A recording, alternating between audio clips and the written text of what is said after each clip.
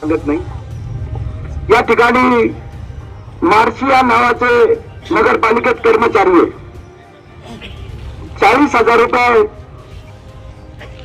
या बेट टोळीतल्या गुंडांकडून व्याजाने घेतले. ते फेडू शकले नाही. त्या टोळीतल्या पोरांनी घरी जाऊन दम दिला. त्यांनी 2-3 दिवसांनी आत्महत्या करून टाकली. भावाने आत्महत्या केली. त्या मार्शियाने भावाने गुन्हा दाखल झाला नाही. त्यांनी आता पण तो आकस्मिक नोंद म्हणून पोलीस स्टेशनला आहे. त्याचा पुढे तपासच झाला नाही, कारण घरच्यांनी पोलिसांना काही सांगितलंच नाही. त्यांनी पुढे चालवलंच नाही विषय. जाऊ दे म्हणे, भाऊ गेला म्हणे, पण काय करणार म्हणे, आता सोडून देऊ म्हणे. सोडून दिलं. निर्यात सुद्धा होत नाही माणूस मेल्यानंतर. या ठिकाणी या घटनेचा माझ्याकडे पुरावा आहे. शुभम जगताप नावाचा आपल्या सगळ्यांचा एक हिंदू मित्र आहे. माझा हिंदू मित्र आहे, माझा फार जवळचा आहे. पण दुर्दैवाने आपण बेंच सांभाळून ठेवतो आणि बेंच फोडत नाही. आणि त्यामुळे आपण आपल्या लोकांची इज्जत वाजवायला जातो. नको बा त्याची इज्जत जायला, कशाला व्हायरल करायच्या गोष्टी. पण वेळ अशी आलेली आहे की या गोष्टी लोकांसमोर आज उघड केल्याशिवाय पर्याय नाही. मी त्याला कसा दंड दिला हे मी तुम्हाला ऐकवतो. सरण्याला कोणी उतरलं तर तुझी आई अशी जवळ मी शुभम तुझ्या आईला जवळ तू वेळात काढू नको पेन्शन. माझं काय झालं आता तुला तिथे येऊन माझं नाही घाले अंकुश जे काय ना तुला दाखवू का. माझं काय झालं बघ तुला दाखवू का पेन्शन गेमा खेळू नको आई घाले. तिथे कोणी आमच्या शिवाय उतरला आता तुझी आई जवळ मी फक्त कोणालाच काय करणार नाही. फक्त तुला मारीन मी आणि जिथं दिसलं तिथं मारीन. शब्द आहे माझा. पण विषय काय झाला, विषय काय झाला नाही. तिथं कोण उतरतं आता कोण उतरलं कोणी उतरलं तिथं फक्त उतरणार. सरल्याला कोणी उतरलं सरल्याला आई जवण म्हणजे जवण नाही जवलो ना. अंकुशचं नाव नाही माझा. 5 वर्ष काढील पण तुला भिकाला लावील आणि तुझे हातपाय तोडील मी.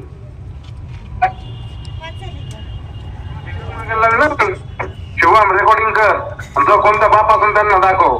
चेतवू नका बरं का आम्हाला. चेतवू नका आम्हाला. तिथं कोण उतरतंय ते कोण जातंय तिकडे. कोणी गेलं ना त्यांच्या पण आईला जाऊन तो गाड्या पेटवतो बघ. तू नाही पेटवलं ना गाड्या. आणि कोणी गेलं आणि कोणी जाऊ पण नका. तुझं माल पण मीच टाकून डेपोत. कोणी उतरलं ना रेकॉर्डिंग कर. रेकॉर्डिंग कोणाला दाखव. शांत बसलेलं म्हणजे याचा अर्थ हे नाही तुम्ही काही पण करता बरं का. अहो काय गैरसमज बोल. मी काय काय मी बरं आता काय बोलत नाही मी. फक्त तुम्ही उतरा तिथं. तुम्हाला दाखव तुम्ही तांडव का असता. तू गावात सोडायचं नाही. मग तू गावातच राहायचं फक्त घरातच. तू गावात बाहेर जरी रोडात तरी मारेल नाही तुला. तुला फक्त घरात 1च रुपये राहणार पहिला घर फक्त मारायचं तुला. अहो पण जर उतरलो कोण सगळं माहित पडतंय मला कोण उतरतंय. तुम्ही डायरेक्ट त्याच्या गाड्या पेटून टाका बस. नाही नाही पहिले तुला मारेल मग गाड्या पेटवेल. पण दुसरं उतरवून पहिले तुला मारेल.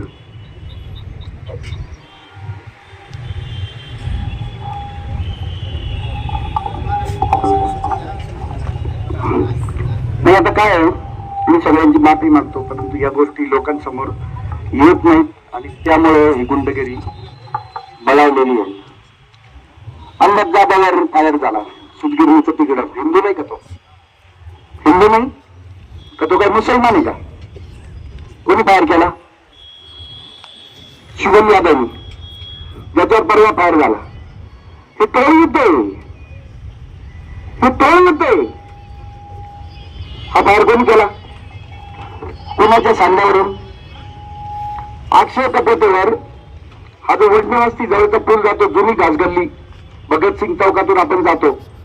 अक्षय कपोतेवर तिथं खाली पाडून 5-25 पोरांनी त्याला खाली पाडलं आणि त्याच्या पुढच्या ज्या पोटऱ्या आहेत ते पुढच्या गुडघ्याच्या खालचे जे हाडे, दोन्ही बायचे हाडं मोडून काढले. वर्षभराचा दवाखाना आहे अक्षय कपोतेचा. आरोपीची यादी सुद्धा वाचता येईल. ही कोणाचे टोल ठोक आहे? बोल असं दिवसभर अभय ससाने इकडे आजच वाडीवर राहतो. अभय ससाने घरून उचलून नेलं, घरापासून 100 मीटर लांब त्याचे पाय दोन्ही आडवे दगडावर ठेवले, खेचून काढले. रात्री 3 वाजताची घटना आहे. म्हणजे अभय ससाने हिंदू नाही. आरोपी कालपर्यंत बाहेर फिरत होते. आरोपी अटक झाले नाही. 15-16 आरोपी, 2 जण एक आरोपी अटक झाला. महिन्याला बरं का, दर महिन्याला एक आरोपी अटक झाला. सगळे आरोपी राजरोष गावात फिरत होते. राजरोष. ओम राऊत करते त्या परवाच्या त्या कल्लू यादवच्या फायर मध्ये त्याला पुण्यातून अटक केली. त्यांनी का बरं फायर केला? त्या फायरचा आरोपी का बरं झाला? तो त्याला घरी येऊन उचलून नेलं. घर कुठं? शालीमार मेडिकलच्या तिथून उचललं त्याला. मोटरसायकलवर खाली बोलवलं, मोटरसायकलवर बसवलं. काँग्रेस भवन समोरचा अड्डा आहे तिथं नेलं. प्रचंड वाजून काढलं. एकदम मुकडं बोरगते मरण अशी स्थिती झाली. आजूबाजूच्या लोकांना आवाज ऐकू जायला लागला. पोलीस स्टेशनला फोन गेले. जेसीबी आणला, खड्डा थांबला, जेसीबी टाकलं, खड्ड्यात टाकलं आणि वरून माती वाटली. माती त्यांना कुठल्या तरी त्या राहुल करपेकडून पूर्ण कपडे काढले त्याचे. राहुल करपेकडून, त्या ओम करपेकडून कुठल्या तरी व्हिडिओची गरज होती. तो व्हिडिओ टेप करून घेतला त्याच्याकडून आणि व्हिडिओ टेप करून नंतर नवीन दुसऱ्याचे कपडे आणले, ते घातले. समाधान सोलंकी आला तिथं, कोणतरी फोन केला म्हणून, आणि त्याला घेऊन गेला. लय झंझट वाढेल म्हणून फिर्यादी नको करू. त्याच्या आईला बोलून घेतलं, त्याच्या ताब्यात देऊन टाकलं. फिर्याद नाही झाली. एवढ्या मोठ्या घटनेची फिर्याद नाही झाली. मग ओम राहुल करते मुसलमान आहे का? मुसलमान आहे ओम राहुल करते? तर घटना आहे. आणि आम्ही ज्या घटना संकलित केल्या या 3-4% आहेत. आणि याच्यातल्या 5% घटनांवर पण गुन्हे दाखल झाले नाही पोलीस स्टेशनला. हिंदू पळून नेलेल्या या गँगचे लोक, जे गँगचे पोरं कुठले पण वापरायले हिंदूंचेच ना, हिंदूच्याच पोर वापरायले. आकाश दुर्याच्या हत्येशी माझा संबंध नाही म्हणून सागरबेट सांगतो. हा जो सूरज जाधव याला अटक केलेली आकाश दुबेच्या हत्येमध्ये, याला पोलिसांनी त्याला आकाशला हॉस्पिटलमध्ये नेलं होतं. त्यावेळेला त्याला सुद्धा तिथं मेडिकलला नेलं. पोलिस त्याच्या बरोबर, दुबईच्या सगळ्या घरचे त्याच्या बरोबर, कैलास दुबई बरोबर, त्याचे वडील तिथं. आणि पोलिसांनी म्हणतो तुमची काठी भाऊ मी जरा या दुबईला वाजूनच काढतो म्हणे. पोलिसात देतात दरवाडी पडलेली असताना कुठे नाही हिंमत एवढी? कोण ताकद देतात? आणि म्हणलं काय म्हणला? माझा दाजी या गावाचा बाप आहे आणि महाराष्ट्राचा बी बाप आहे माझा दाजी. याचा दाजी कोण? गोरखजी दे. याचा दाजी कोण? आमचं कोणी काही वाकडं करू शकत नाही. याचा दाजी कोण? गोरखजी दे. गोरखजी दे कोण? सागरजी त्याचा मोहन भाऊ. याचा काही संबंध नाही. सूरज जाधवशी याचा काही संबंध नाही का? रोज हिंदू समाजाला त्रास आहे. बिंदू यांचेच धंदे, मत्तक टपऱ्या यांच्याच, पत्तच क्लब यांचेच, जाफराबादचा वाळू चालू जात आला. गोरखजी मध्ये केलं नाही. लोकांच्या अंगावर 50 लोक घेऊन गावातल्या गावकऱ्यांनी आणि बायांनी त्याला